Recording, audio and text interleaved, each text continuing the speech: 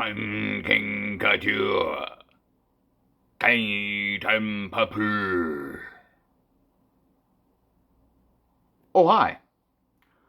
Glad you're here. I'm glad to be with you. Let me explain. No, there is too much. Let me sum up. When I first saw Dune Part 2, 4 days early on the IMAX, I remember while watching that very first viewing, it was near the beginning when, spoilers by the way, for both Part 1 and Part 2, spoilers for Dune, just FYI. When I was first watching Part 2, near the beginning when Jessica drinks the water of life, I remember thinking, man, this is very similar to when Paul does the Gom Jabbar in Part 1, around the same time of the runtime, too. So, that's interesting. I wonder if there's any other similarities to this film. But I wanted to catch up Part 2 with Part 1. I had seen Part 1 31 times. I saw Part 2 in theaters 24 times. And then it was available on VOD, so I bought it, and I've since watched it 31 times. So once it was even with Part 1, I wanted to watch them back to back. I hadn't seen Part 1 since I'd seen Part 2. So I watched them back to back, which was, yeah, it was okay. Personally, I even noticed it when I first saw Part 2. It feels later. It feels different. It's not fluid to watch back to back, I don't think. They're totally different films, different stories, different arcs. I think they should be separated. So I didn't really get anything out of watching them back to back. Like non-stop, no pausing. The second that last shot ended in Part 1, I went right into Part 2, no Part 1 credits. Anyway. So then, once I had seen them each 32 times, I decided to watch them both at the same time. Something I had been wanting to do for a couple of months now. When I first saw Dune Part 2, and that occurred to me that a lot of these things are syncing, rhyming, matching,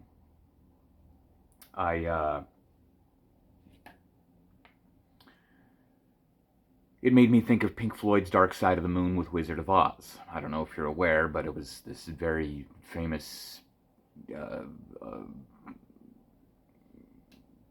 thing where if you started Pink Floyd's Dark Side of the Moon when you start The Wizard of Oz, it'll be in sync. The music will match up with what you're seeing in the film. So I finally tried that, and it works pretty well. You have to listen to the album a couple of times to complete the movie. So you got to put it on repeat, and you got to start the album on like the third roar of the lion. But it's really cool. Like Money, the song Money kicks in right when she opens the door in Oz, and it turns to color. It's pretty cool.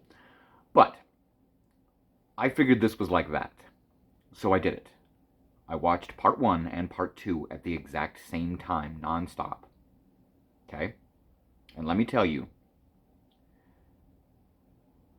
from experience, Pink Floyd Dark Side of the Moon ain't nothing compared to what I experienced watching Dune Part 1 and Part 2 simultaneously. It was unreal. One of the most enjoyable, insane, rewarding viewing experiences of my life. It was so crazy. And these things can't possibly be a coincidence. This has to be intentional. There's no way. I have lists of things I picked up on while watching this, and I was like, I better take notes. Nah, you'll think of things to say. No, half these notes I'm like, huh? But at least they're giving me examples, because boy, is it insane what you experience when you watch Dune Part 1 and Part 2 at the same time. I highly recommend it. If you have the means, watch Dune Part 1 and Part 2 at the same time. It will blow your mind. The things that line up. And I'll give you some examples. First of all, you can sync them real easy, because, and it's not necessarily starting them at the same time. There's a second or two of leeway you're gonna need. But what worked for me was that the Warner Brothers and the Legendary opening logos, if you time, those should match up exact. If you match the Warner Brothers and Legendary logos at the beginning exact with part 1 and part 2, you should be good to go. And holy crap. Let me give you some examples of how these two movies complemented each other. Like throughout the entire runtime, the music in part 1 was complementing part 2. The music of part 2 was complementing part 1. Things that were happening in part 1 were relating to part 2, vice versa. People were saying things that would correlate with what I was seeing on the other one. People were saying things that would correlate with what they were saying in the other one. It was insane, because it just kept going and nonstop. And now my initial thing was, were certain things going to line up exactly? And what's it going to be like considering that part 2 is 15 minutes, 14, 13, something like that. 15 minutes longer than part 1. So anyway, so I started the film.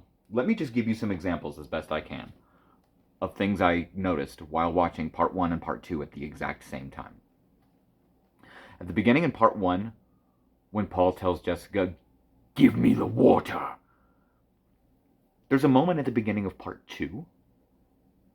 I'm telling you the things that match up. I could go on for hours. So everything I say in this, know that there's like 3 times more than that. It's insane. At the beginning of part 2, there's that shot where we're looking over the sand as, they're hiding and the Harkonnens are coming. But there's a shot where you're pushing in on the sand right before we go over the edge and see Jamas's body. And all of a sudden, out of the blue, there's boom, these big drums.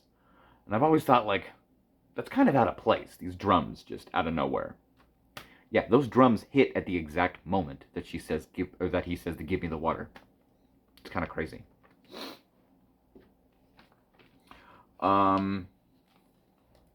When Leto is giving his seal at the beginning of part 1 to pretty much seal their fate, as soon as he does the seal in part 2, Jessica throws up.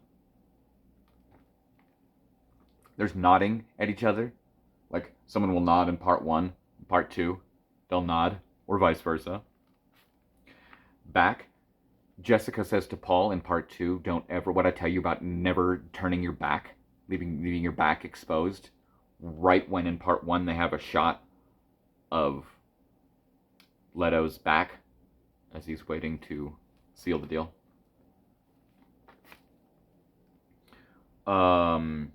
When Leto in part 1 is telling Paul about how they need to make an alliance with the Fremen, in part 2, it's when they're entering the Siege for the first time, entering their new Fremen world, forming an alliance, if you will.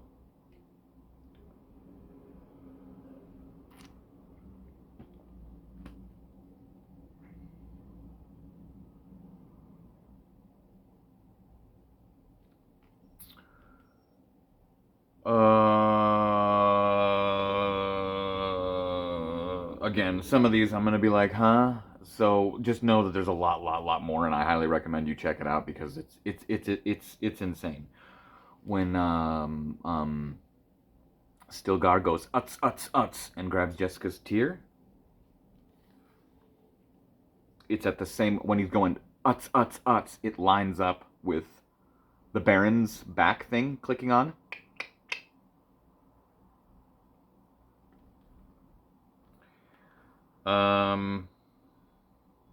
When Paul is being checked out by the Dr. Yue before the Gom Jabbar, it's at the exact same moment that Lady Jessica is being checked out by the other Reverend Mother before she drinks the water of life. And yes, in one of them someone says father at the exact same time, in the other one someone says mother. And yes, the Gom Jabbar and water of life scenes are at the exact same moment. There's fighting on an ornithopter when in the other one they're riding the ornithopter for the first time. Part 1, when they first get on an ornithopter, is at the same time as part 2 when they have the Harbinger attack and they're fighting an ornithopter. Right when Chani in part 2 shoots that guy and he goes off into the Harbinger and it explodes. That's right in part 1 when as soon as that guy explodes, dude says, we're good to go. When that awesome shot in part two when the ornithopter falls on the ground behind them while they're running. Right when it falls, the big drums kick in part one. It's really awesome. When the Duke is showing Gurney where everything is in part one. Oh, that's where the spice refinery is. That's where the airport is, or whatever the heck. When he's pointing things out to Gurney, right when he points those things out, right after that, in part two, Stilgar says, "He saw it. He can foresee." The moment Jessica gets the Chris knife in part one is the moment that Paul's being named in part two. When Paul asks about removing the palm trees in part one is the moment in part two when he removes his ring.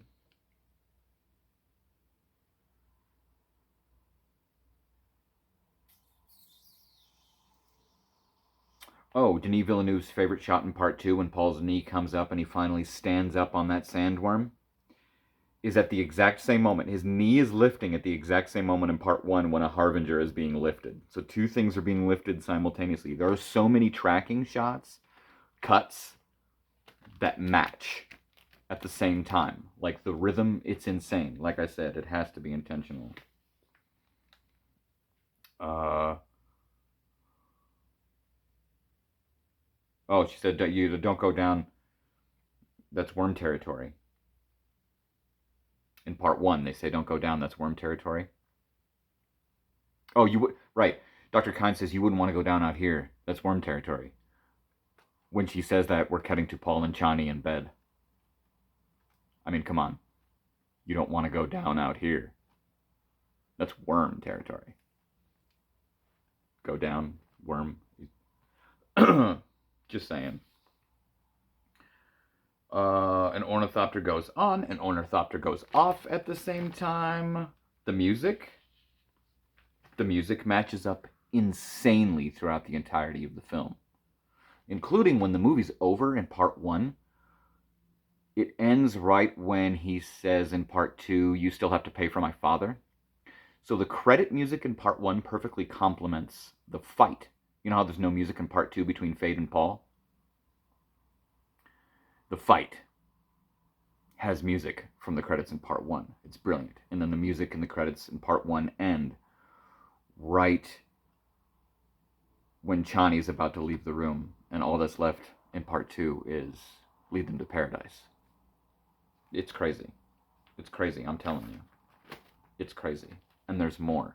But I might have to do a part two because this might just cut off. I have more to say. Adam Nashia Santa.